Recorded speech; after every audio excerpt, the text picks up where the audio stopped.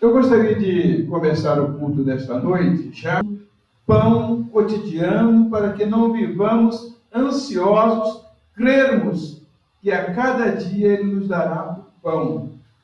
E aí vem uma situação espiritual, e aí perdoa-nos as nossas dívidas. Quais são as nossas dívidas? Claro que são os nossos pecados. E perdoa-nos as nossas dívidas. Só que quando nós fazemos essa oração, nós estabelecemos uma condição. Assim como nós perdoamos aos nossos devedores ou a quem nos tem ofendido. E aí vem o assunto de hoje. O que queremos compartilhar na oração do Pai Nosso está em Mateus capítulo 6, e o versículo de número 13. Estamos já chegando ao final da oração do Pai Nosso e a gente lida agora, se atém a este versículo que diz: e não nos deixes cair em tentação, mas livra-nos do mal, pois teu é o reino, o poder e a glória para sempre. Amém. Pois é. Veja só, o pedido é para que Deus não nos deixe cair em tentação. O que Jesus está nos ensinando a respeito disso? Que a tentação é algo que acontece nas nossas vidas. Que todos nós lidamos com tentações. E como é que a gente pode vencer as tentações? Primeira coisa, pedir para Deus não nos deixar cair. Existem algumas versões que dizem assim: não nos induzas. Essa é uma tradução que não é muito feliz, porque era como se Deus estivesse conduzindo a gente para ser tentado. É o contrário. A oração aí é você pedir a Deus para protegê-lo das tentações. E no caso, eu gosto dessa versão que diz: não nos deixes cair em tentação. A ideia é a seguinte: você está andando num caminho e aí tem um buraco. Tem um local mais profundo.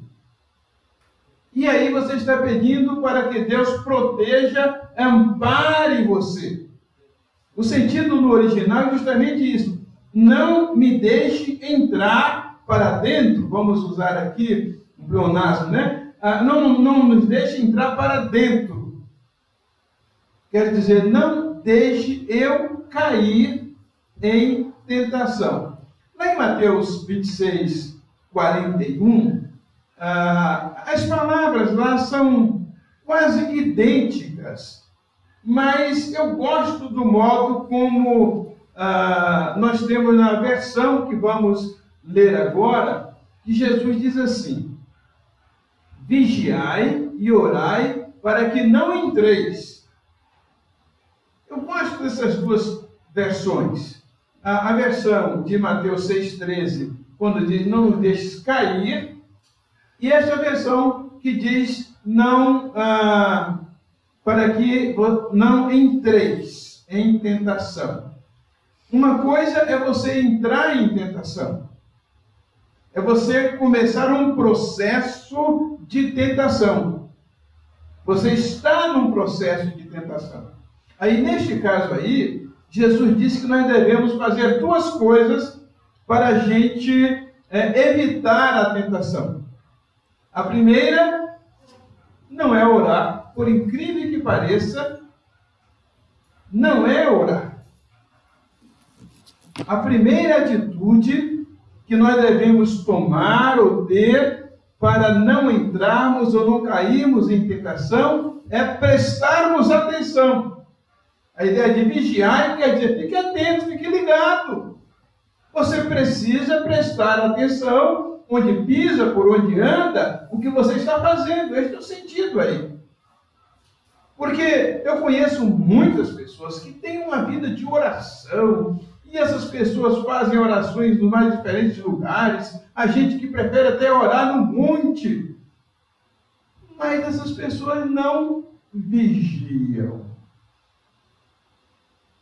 Quando você apenas ora, mas não vigia, você está correndo risco, nós estamos correndo risco de estarmos orando, e como hoje nós temos o costume de orar com os olhos fechados, vamos aqui pegar literalmente, não é como se você estivesse andando de olhos fechados e tem um buraco, e aí você cai nele. Não sou contra orar de olhos fechados, pelo contrário, eu oro também assim. Eu só estou fazendo aqui uma comparação de que há muitas pessoas que oram, mas não vigiam. Então, o que isso significa? Tenho que prestar atenção no que está acontecendo, no que está ao meu derredor, e qual será o meu próximo passo para ver se não há um degrau, ou se não há um buraco, para que eu não tropece. Vigiai e orai. Então você vê que aqui já é diferente lá de Mateus 6,13, quando Jesus nos ensina dizendo: e não nos deixes, ou nos livres de cair, nos livra de cair em tentação. Uma coisa é entrar em tentação, entrar no processo, e outra coisa é, depois do processo, você cair na tentação. Tiago diz, ninguém sendo tentado, diga, de Deus sou tentado, porque Deus a ninguém tenta. Mas cada um é tentado quando atraído pela sua própria cobiça. E aí ele vai dizer que depois que a cobiça é consumada, ela gera a morte. Esses passos que a tentação dá na nossa vida e que a gente tem que ter cuidado como é que a gente lida com esses momentos nas nossas vidas. Veja só, primeiro, a pessoa é atraída pela sua própria cobiça. Depois que a cobiça é atendida no seu desejo, ela gera o quê? A morte. Então vocês veem que nós estamos aí num processo. Outro versículo que eu queria chamar a atenção dos irmãos é 1 Coríntios, capítulo 10, versículo 12, quando o apóstolo Paulo diz o seguinte: olha, preste atenção, você que está em pé, tome cuidado para que você não caia. 1 Coríntios 10, 12. Aquele, pois, que pensa estar em pé, olhe para que não caia. O que ele está nos ensinando assim? Aí, fique ligado. Porque a queda é possível a qualquer pessoa. Por isso que Jesus disse: orai para que não entreis em tentação. Vigiai e orai para que não entreis em tentação. E na oração do Pai Nosso, Jesus se preocupa em inserir esse ensino. E não nos deixes cair em tentação. Então, meu irmão, minha irmã, o que a gente precisa fazer para evitar a tentação? Primeira coisa é vigiar, prestar atenção. Será que essa situação que eu vou viver, esse relacionamento que eu estou tendo, essa amizade que eu estou construindo, as pessoas com quem eu estou andando, a proposta que eu estou recebendo, até mesmo no trabalho, será que essa proposta que eu estou recebendo, ela não vai se constituir numa tentação? Mas vamos supor que você descuidou e entrou em tentação.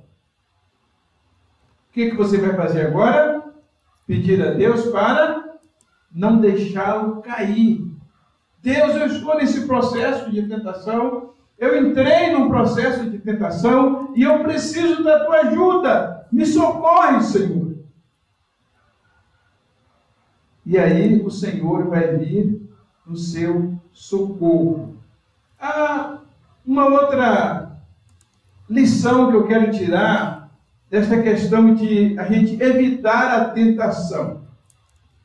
Mas eu quero me referir mais a, por exemplo, Apocalipse capítulo 2, versículo 5, quando Jesus diz para a igreja de Éfeso, na verdade para o líder de Éfeso, lembra-te, pois, de onde caíste. Lembra-te, pois, de onde caíste e arrepende-te e volta à prática das primeiras obras. Então vamos supor, você não conseguiu, você entrou em tentação e aí você caiu em tentação. E agora? O que eu faço? O que Jesus diz? Procure fazer um autoexame, procure saber onde foi que você caiu. Na verdade, diz aí de onde. De que ponto você caiu? E aí você vai tomar o quê? As decisões que devem ser tomadas, inclusive, sugeridas nesse versículo. Lembra-te, pois, de onde caíste. Cada um de nós precisa fazer uma reflexão, o que está acontecendo comigo, onde foi que eu caí, de onde foi que eu caí, e agora o que eu tenho que fazer? O que diz aí? Arrepende-te. Esse arrependimento, para os entendidos do grego aí, sabe que a palavra é metanoia, mude de mente, mude sua atitude. Mude sua atitude. Arrependa-se disso. Volte à prática das primeiras obras. Volte ao que você era antes. Meu irmão, minha irmã, você que já foi um homem de Deus, uma mulher de Deus, integrada no reino dele, envolvido, mas alguma coisa separou você. E por causa disso você caiu, você se distraiu, você não vigiou, você não pediu a Deus para livrar você da tentação, você entrou em tentação e caiu em tentação. E agora? Faça um exame introspectivo, reflita, veja de onde você caiu, como você estava antes, mude, faça uma mudança na sua vida e volte a ser aquela pessoa de Deus que você era antes. Consagrar sua vida a Deus. Há muitos textos na Bíblia que a gente poderia compartilhar aqui, como por exemplo, lá em Provérbios capítulo 14, versículo 12, que diz que há caminhos que ao homem parece direito, mas que os fins deles são laços de morte. Então, por isso que fala, de onde foi que você caiu? Qual foi o caminho que você tomou, que levou você a estar onde você está e como você está? A tentação é possível, acontece. Se ela não fosse possível e ela não acontecesse, Jesus nem a inseriria na oração do Pai Nosso. Esse assunto é tão importante que Jesus coloca o pedido para Deus nos livrar de cair em tentação, ele coloca na oração do Pai Nosso. Caminhos tomados por nós.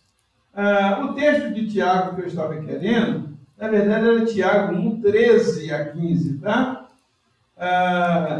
Que fala do processo aí da tentação e do que o pecado faz. Diz assim: ninguém sendo tentado, diga, de Deus sou tentado, porque Deus não pode ser tentado pelo mal, e a ninguém tenta. Mas cada um é tentado quando atraído e engodado. Engodado é de engodo, igual aquele engodo que se coloca no anzol, a isca que coloca no anzol para pescar o peixe, que o peixe vai achando que é uma comida e tem um anzol. Essa é a ideia. Então, alguém colocou um engodo para você e você caiu, você foi fisgado. Quando atraído e engodado pela sua própria concupiscência ou cobiça. Depois, havendo a cobiça concebido, ficado grávida, ela dá luz ao pecado. E o pecado, depois de consumado, ele gera a morte. Por isso que muitas pessoas estão vivendo como mortas, porque elas não prestaram atenção na tentação, caíram na tentação, permanecem na tentação. Então, o que elas têm que fazer? Lembrar de onde caíram, se arrependerem e praticar as primeiras obras. E pedir para que Deus as levante. Olha, o Salmo 37, os versos 23 e 24, esses versículos trazem uma mensagem muito especial para nós. Diz que o Senhor firma os passos do homem bom e no seu caminho se compraz. Se cair, olha só, Deus admite a possibilidade da gente cair. O que acontece? Que não vamos ficar prostrados, porque o Senhor o segura pela mão. Meu irmão, minha irmã, se você caiu, diga agora: Deus, me levanta. Eu não quero continuar assim. Eu não quero continuar prostrado. E é interessante que diz: me segura pela mão. Igual Jesus conduziu Pedro, quando Pedro estava afundando, Jesus conduziu Pedro por sobre as águas até o barco. Em Romanos capítulo 14, versículo 4, vai dizer também isso, a mesma coisa, que Deus é poderoso para nos sustentar. Diz assim: quem és tu que julgas o servo alheio? Para o seu próprio Senhor está em pé ou cai, mas estará em pé, porque o Senhor é poderoso para o sustentar. Diga assim: meu irmão, Deus me sustenta, me toma pela mão. Eu preciso da ajuda do Senhor, preciso do socorro do Senhor. Me levanta, Senhor, eu não quero continuar prostrado. Há um outro texto que eu quero compartilhar com os irmãos para nós encerrarmos, que está em 1 Pedro, capítulo 5, a partir do versículo 7, porque o versículo 7, ele introduz o versículo 8, que vai dar sequência aos próximos versículos. No versículo 7, manda a gente lançar toda a nossa ansiedade sobre Deus, porque Ele tem cuidado de nós. Aí no versículo 8, Pedro vem nos advertir exatamente sobre aquilo que já falamos há pouco. Sede sóbrios, cuidado, presta atenção, cautela, e vigilantes, presta atenção. O diabo, vosso adversário, anda em derredor como leão, que ruge, procurando a quem devorar. Quem está muito ansioso. Viram que o versículo 8 é a sequência do versículo 7? A ansiedade corrói a nossa fé, desonra a Deus, ofende a Deus. Mas a ansiedade é uma das coisas com as quais nós mais convivemos. E é uma tentação tremenda. Quantas coisas erradas nós terminamos fazendo por causa da ansiedade. Quantas decisões erradas, quantas precipitações. Aliás, no domingo à noite, se Deus permitir, eu vou falar sobre uma vida simples. Quando Jesus diz para Marta: Marta, Marta, uma coisa só é necessária. Uma coisa só é necessária. Tu andas preocupada, ocupada com muita coisa, mas uma coisa só é necessária. E Maria escolheu a melhor parte. Então, a ansiedade é uma tragédia na vida da gente. Porque o ansioso, ele prejudica a saúde dele, ele prejudica a saúde dos familiares dele, ele atrapalha as pessoas com quem ele trabalha, convive, e aí, muitas vezes, dá lugar ao diabo.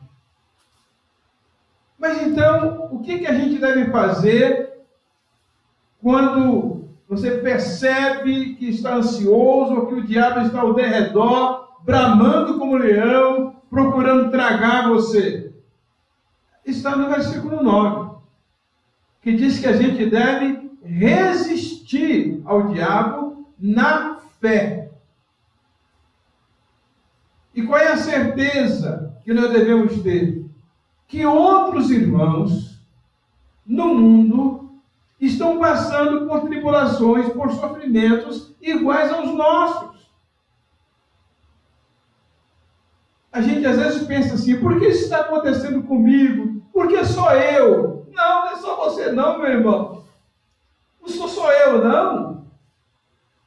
Você quer ver uma coisa?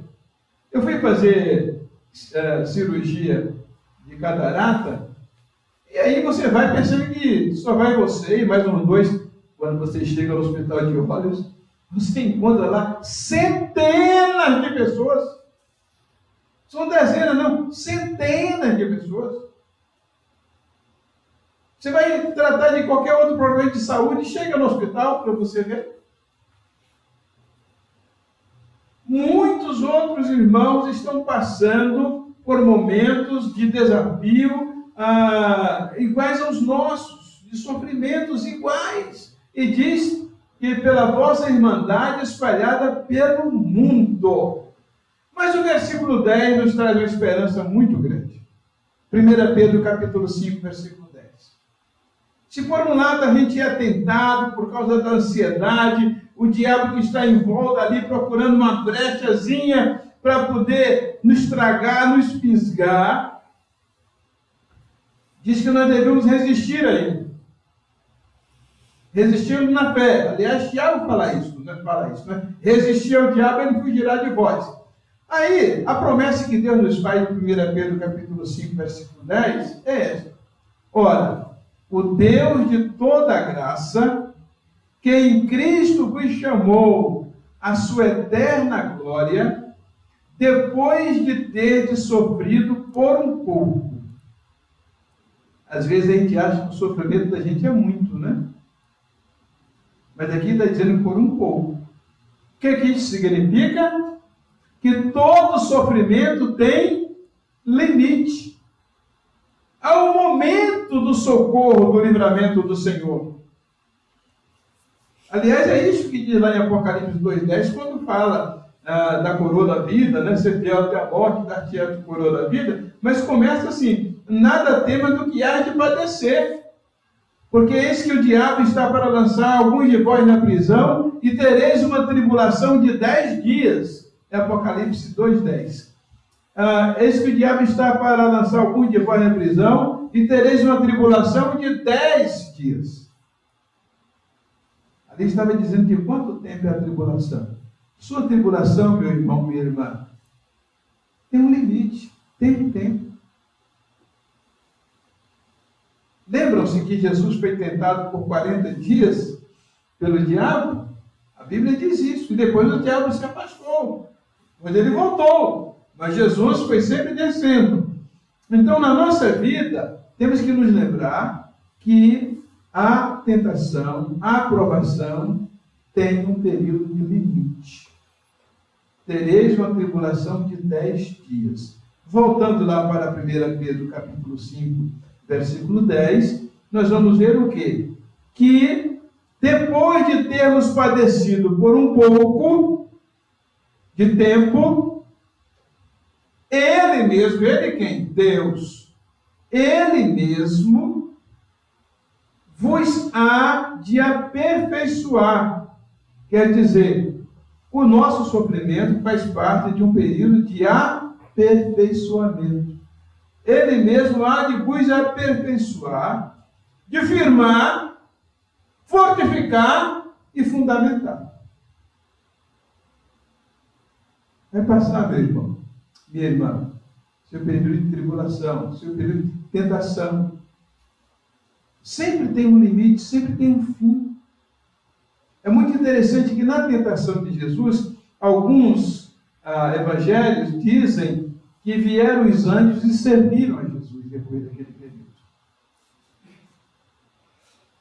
Deus está cuidando de você, meu irmão, minha irmã.